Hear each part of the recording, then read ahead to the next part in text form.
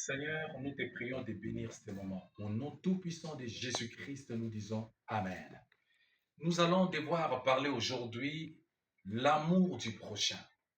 Parce que la fois dernière, nous étions en train de parler sur l'amour et nous avons spécifié notre exhortation sur l'amour pour Dieu. Adorer Dieu, aimer Dieu de tout ton cœur, de toute ton âme. Mais aujourd'hui, nous allons devoir parler sur l'amour du prochain. L'amour du prochain, comme il est dit dans Matthieu chapitre 22, verset 39. Tu aimeras le Seigneur ton Dieu de tout ton cœur, de toute ton âme. C'est la réponse qu'il était en train de donner aux riches qui étaient en train de le suivre. Et il a dit le deuxième commandement qui lui soit semblable. C'est-à-dire qu'on peut résumer les deux. Parce que tous les deux, c'est le contenu de tous les commandements de Dieu, le contenu ou le résumé de tous les commandements de Dieu. Tu aimeras le Seigneur ton Dieu de tout ton cœur, de toute ton âme. Et de deux, tu aimeras ton prochain comme toi-même. Aujourd'hui, nous allons nous focaliser sur tu aimeras ton prochain comme toi-même. Aujourd'hui, vraiment, nous allons nous concentrer sur ça. Si nous pouvons parler un tout petit peu des définitions de cet amour, nous devons peut-être pas vraiment entrer en profondeur, mais nous pouvons relever d'abord quelques aspects de la haine, de la jalousie que suscite le manque d'amour. Parce que lorsqu'on manque d'amour, et cela nous conduit à des conflits, à des jalousies, il y a tant tellement de meurtres parmi nous, des polémiques, et qui sans cause. Et le manque d'amour suscite tellement trop de choses parmi nous. Le manque d'amour, bien aimé, détruisent la société. Manque d'amour détruisent, même bien aimé, des familles, divisent des familles. Parce que le dégât qu'on laissait, bien aimé, ces éléments nuisibles parmi nous, la jalousie, toutes ces choses, sont perceptibles parmi nous, au milieu de nous dans la société. Par exemple, une sœur est en train de crier un jour.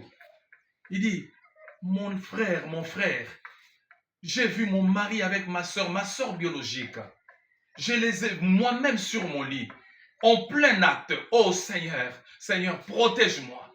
Et par ailleurs, un frère, un papa qui est en train de crier un jour, disant, selon des preuves, des juristes, selon des preuves dans le jugement, des preuves qu'on a trouvées, d'après les enquêtes, on a trouvé que mon frère m'a empoisonné à cause de l'héritage, à cause d'argent.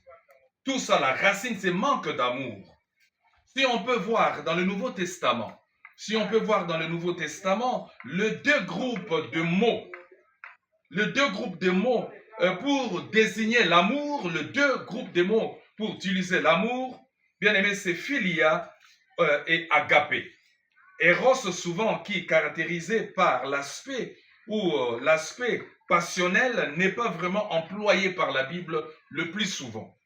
Mais philéo ou philia se disent souvent, bien aimé, pour un sentiment d'amitié, une amitié très fort, une amitié qui donne même à faire le sacrifice. Agapé, qui, je pourrais même dire, qui exprime, philéo plutôt, qui exprime par des gestes d'affection.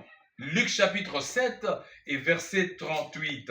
Et Actes des Apôtres chapitre 20 et puis verset 38.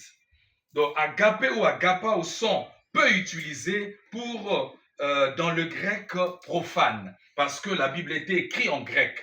Et pour comprendre certaines choses ou certains mots, concepts, nous devons rentrer, bien aimé, dans la langue grecque. Raison pour laquelle nous disons que le grec utilise ces mots de manière vraiment, surtout les grecs profanes n'utilisent pas ces mots. Alors, bien aimé, il se rapporte souvent, c'est-à-dire l'amour agapé ou agapao, se rapporte souvent dans la sphère spirituelle, parmi les frères. Donc, celui qui en découle, c'est l'amour entre le frère. Amour entre le frère, c'est que nous venons de lire Luc chapitre 22, versets 38 à 39. L'amour entre le frère. Et tu aimeras ton prochain comme toi-même. Parce que sans cet amour, bien aimé, on ne peut rien faire. Parlons d'abord de ce qui caractérise ceux qui n'ont pas le vrai amour. le caractéristique des personnes qui n'ont pas le vrai et qui marchent toujours avec le faux amour. Premièrement, ces gens, bien aimés, celui qui n'a pas le vrai amour ne cherche que l'argent. S'il n'y a pas d'argent, l'intérêt d'argent, il ne cherche pas l'amour. Il n'a pas le vrai amour plutôt. C'est-à-dire que pour lui, avant de faire quelque chose, avant d'aller ailleurs, avant de faire quelque chose pour toi, s'il n'a pas l'intérêt d'amour, il ne fait rien. Prenons par exemple l'exemple de Judas. Judas, l'apôtre de Jésus-Christ, Judas. Judas, dans Jean chapitre 12, versets 3 à 8, on nous parle que Marie est venue avec une grande bouteille de parfum. Elle a brisé cette bouteille. Elle a répandu, en répandant le parfum sur le pied de Jésus, en essuyant Jésus avec ses cheveux. Si c'était à notre époque, bien aimé, on pouvait raconter n'importe quoi. Et les disciples de Jésus-Christ, tout ce qui est en train de parler, de voir, et appréciant même l'acte.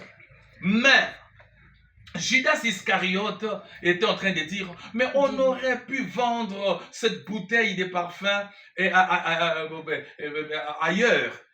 Et pour que nous puissions avoir l'argent d'aider les pauvres. Mais Judas Iscariote n'avait pas l'amour. Il n'avait pas l'amour. Pour lui, c'est l'argent. Pourquoi? La Bible souligne parce qu'il était voleur. Voilà l'argent. Deuxièmement, l'esprit de celui qui n'a pas l'amour, c'est l'esprit de mercenariat. C'est-à-dire pour cette personne, pour lui, l'amour ne compte pas. Pour lui seulement, il faut travailler pour un intérêt quelconque. Voilà. Parce que sans l'amour, bien aimé, entre le frère, c'est la jalousie. C'est vraiment des dégâts parmi le frère. Celui qui n'a pas le vrai amour, bien aimé, pour lui, lorsqu'il travaille quelque chose, il sonne de la trompette. Je préfère, bien aimé, de souffrir pour l'amour, que de travailler, bien aimé, pour le péché. Et ça, je préfère la conséquence ou la souffrance de la sanctification et que de souffrir pour le péché, les conséquences du péché. Parce que lorsqu'on n'aime pas, on tue. Lorsqu'on n'aime pas, on jalouse. On a la rancune. Lorsqu'on n'aime pas, on cherche, bien aimé, à se venger. Je préfère, comme je viens de dire, la souffrance de la sanctification au lieu d'aller dans la souffrance, bien aimé, du péché. Alors, l'apôtre Paul nous donne, bien aimé, la personnification de l'amour dans 1 Corinthiens chapitre 13, verset 1 et jusqu'en bas. Alors, il nous parle, bien aimé, il donne un tableau comparatif. Alors, lorsque nous ne portons pas le vrai amour, mon frère, on tue ton frère, tu tues même ta sœur. Je voudrais dire, combien de fois, bien aimé, il y a des divisions parmi nous. Et Dieu veut te bénir, mais il nous faut le vrai amour, car Jésus-Christ revient bientôt. Que Dieu nous bénisse.